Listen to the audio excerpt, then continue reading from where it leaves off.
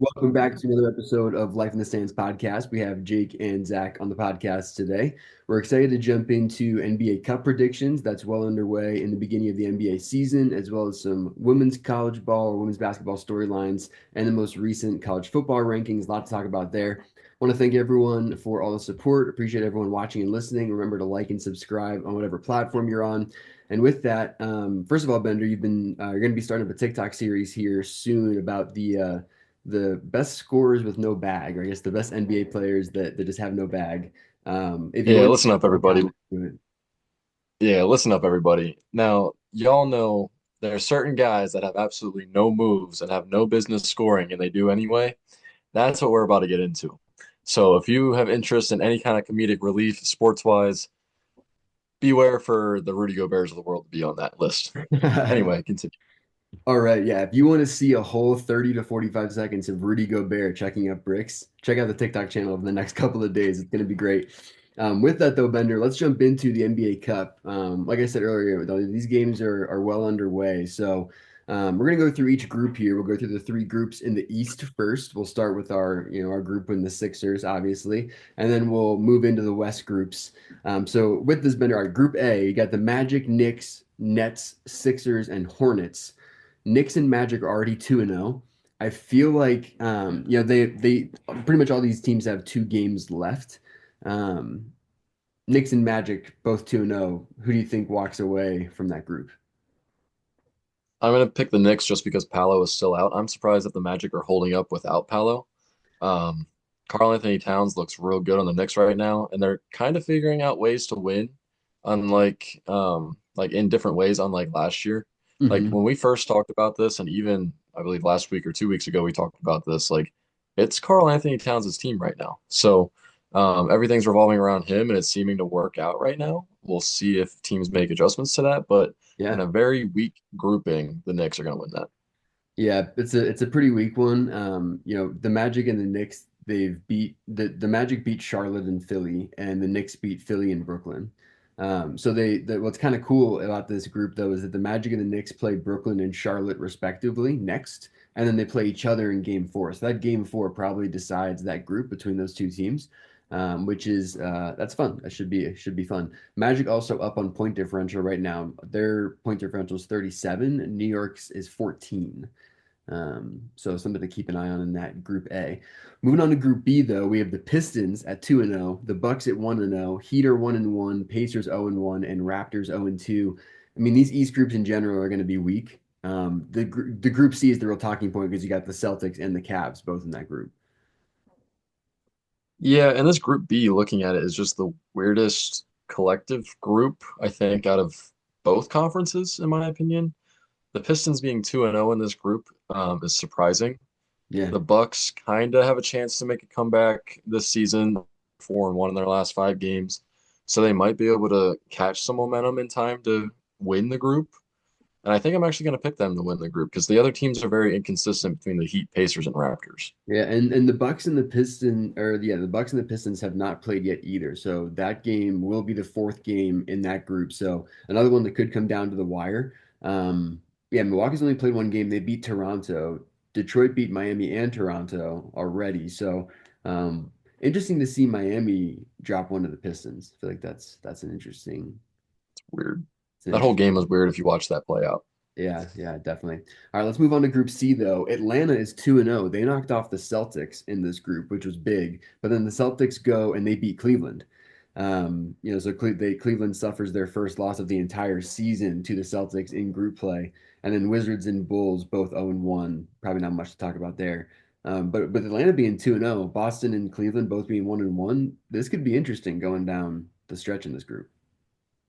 Yeah, the way I look at this almost is that A, the Cavs are not going to have that much momentum the whole time, the whole season. They did just lose their first game. Of course, it was in group play. And the Hawks already beat the Celtics, meaning they got to play the other teams, and the Celtics are probably their best competition. So having a 2-0 start is going to help them out a lot and might boot out the Celtics from the NBA Cup. Yeah, that Atlanta Cleveland game is gonna be really big because yeah, because if Cleveland's able to knock off Atlanta, you could have three teams there that are all 3-1. Yeah, Yeah, but if the Hawks win that game, the Hawks, I think, win that whole entire grouping immediately. right, because I think they beat Chicago. Yeah. So with that being said, though, this is probably a good group to talk about this with. There's one at-large wild card team that makes it from each conference, right? So, if we say the Hawks and maybe the Bucks and the Knicks make it out, the next teams that are up there would be like the Pistons, the Heat, the Magic, the Celtics, the Cavs. Who do you think is the one team that makes it out? Because then it comes down to point differential and records. You probably got two or three teams that are 3-1. Who do you think has the highest point differential? Well, here's the deal. The Magic are 2-0. So if we have them losing that group, they're already off to a good start record-wise. But then their point differential is the largest out of any grouping in the East at Yeah, 37. So right. I think the Magic squeak in there unless somebody absolutely goes ballistic and blows someone out. Right. Yeah, I think if Magic go 1-1 and all the games are tight, they probably make it in as that wild card team. So interesting in the East. I mean, it's super weak this year in the East, though. So it's just an interesting set of teams, no matter how you group them. Let's move into the West, though. So in Group A in the West, you got the Houston Rockets at 1-0, the Trailblazers at 1-0. The Blazers beat Minnesota, and the Rockets beat the Clippers. Kind of interesting there. Timberwolves are 1-1, Kings 0-1, and Clippers 0-1 as well. Yeah, that's probably the closest competition between any of the groupings as well. That's a tough decision. I Yeah. kind of want to take an underdog and I kind of want to take the Kings. I was gonna say, I I just feel like feel. they're Sorry, go ahead. well, I was gonna say I feel like their team's gonna get rolling. Like I feel like they kind of have it figured out a little bit now. I think that group play game was like early on as well. So now they got a little bit of chemistry going and how they want to form that team. I think they'll climb ahead of some of these fakers out here. Yeah, I mean, it was also against Minnesota, and I feel like the Timberwolves are probably the strongest team in this group. I'm kind of surprised they lost to the Blazers, honestly. That's going to be one of the more surprising losses of group play. But yeah, I would feel probably the best about the Timberwolves, and then besides that, the two 0-1 teams I'd take over the two 1-0. It's kind of interesting. In Group B, though, the Lakers jumped out to a 2-0 start, but they've only beat the Spurs and the Jazz. Thunder are 1-1, Spurs 1-1, Suns 1-1, and the Jazz 0-2. The W versus OKC for the Spurs is also a very interesting one. Group play is competitive. It's really, really competitive. Who do you think makes it out of Group B?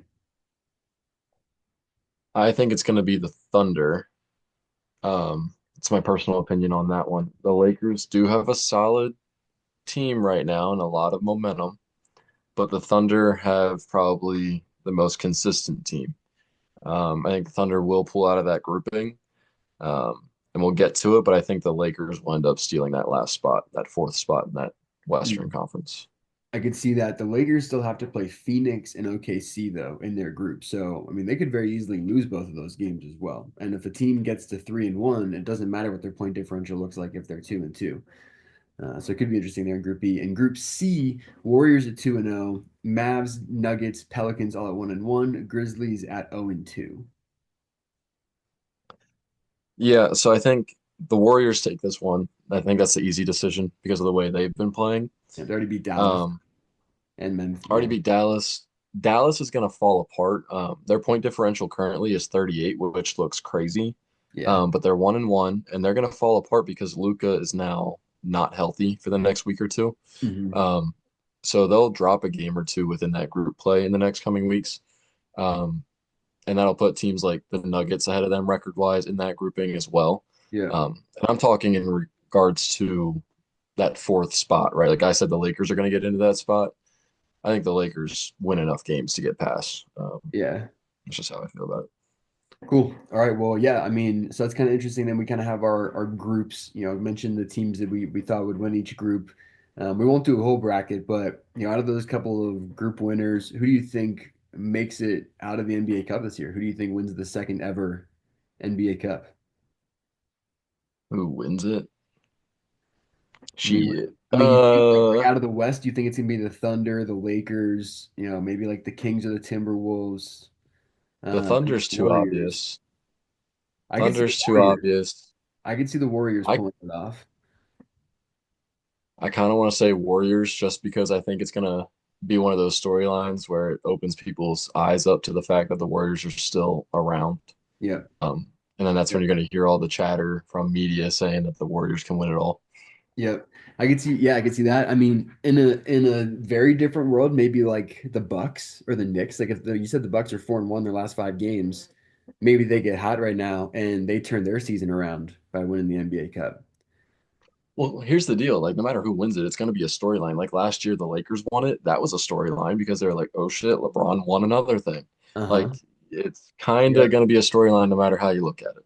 Definitely, definitely. It will be interesting. We talked about this last year, but just glad in general that the NBA is trying stuff like this because it just drives additional excitement. The games are more competitive. You see teams like the Spurs knocking off the Thunder, which like that would not happen on a regular NBA night with the way those two teams are rostered right now. So it's great to see. I think it's good for the game.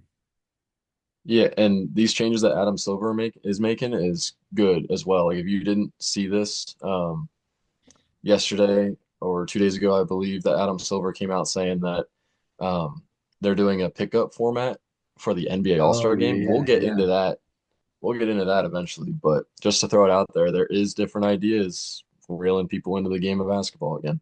Yeah, looking really good. Adam Silver doing some great things, like you mentioned. With that, speaking of the game of basketball, let's jump over to the women's side. There's a couple of big storylines as those seasons kind of get started again, at least on the college side.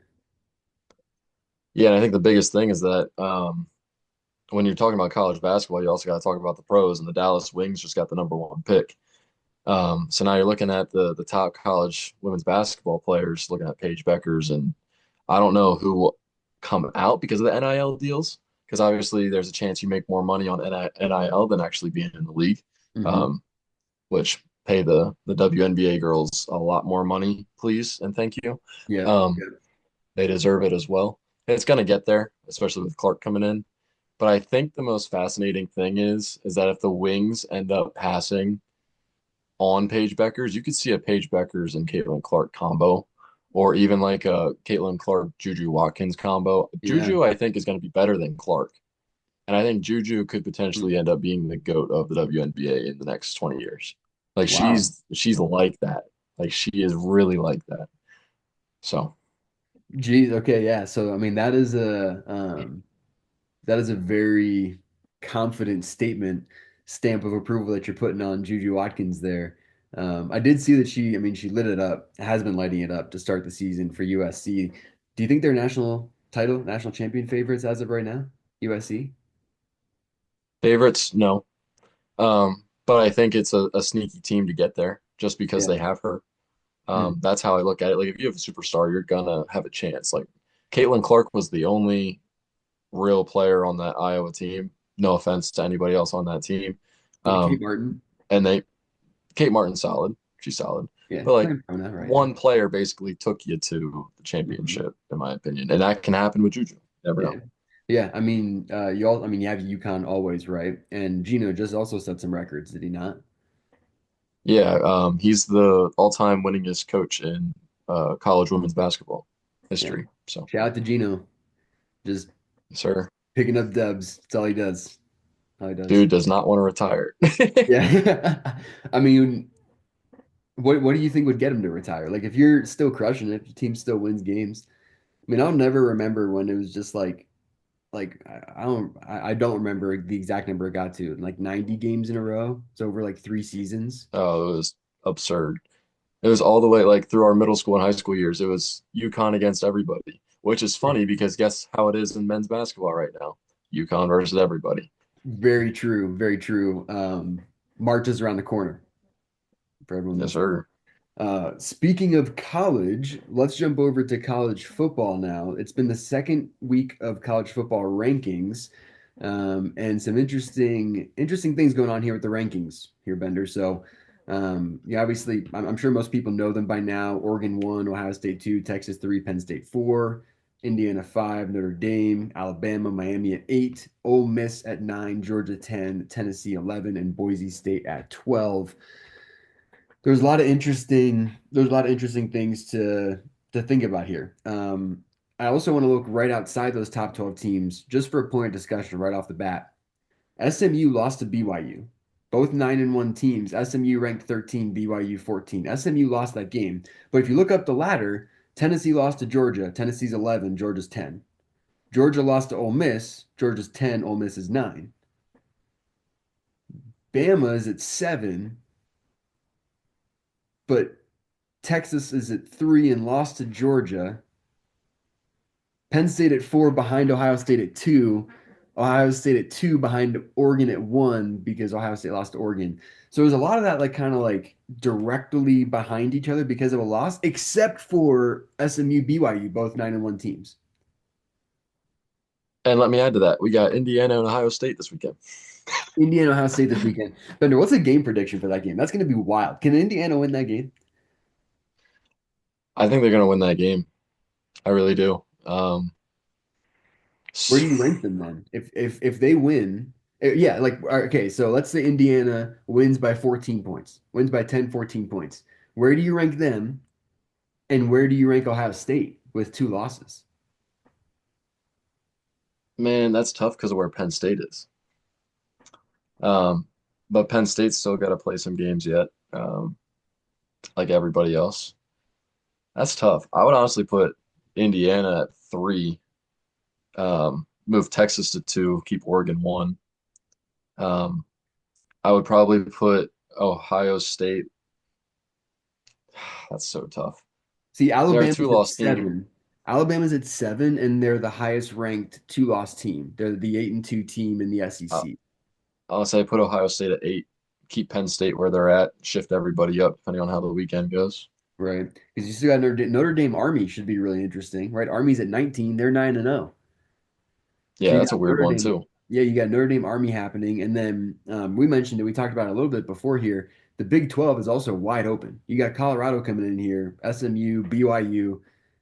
It'll be really interesting in the Big 12 to see who comes out of there.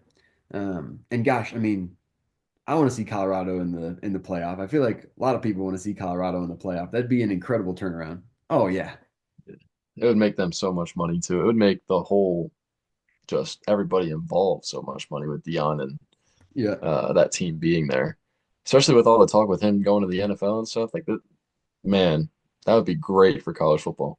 Okay, so we can kind of wrap up the episode here, but because you mentioned Dion and the NFL, I hate you. there's been a team Don't that do it. he's been linked to, Don't do it. and there's been a team that's been linked to a certain quarterback. How would Don't do you, it. I just want to know how you would feel. Let's say theoretically, trade Dak Prescott in the offseason, draft Shadeur Sanders, Dion becomes the next head coach of the Dallas Cowboys. How are you feeling going into next season if that's what plays out? Well, you answered the question for me, and I'm gonna take so much fire from this, and it's gonna be so bad. Um, I have no idea what you're gonna say. you, you hire Dion, you draft Shador, you trade Dak, and you trade Micah, and you load up on picks, and you build around Shador and CD Lamb, and rebuild around a weak run defense, and find low budget pass rushers elsewhere. Yeah, that is not what I thought you were going to say, although you have mentioned things like that before. So it'll be interesting what you have to say about a potential situation like that, maybe in a couple weeks when we have a very special guest on soon. But with that, this has been another episode of Life in the Stands podcast. I want to thank everyone for watching and listening. Appreciate all the support. Remember to like and subscribe on whatever platform you're on, and we'll see you on the next episode.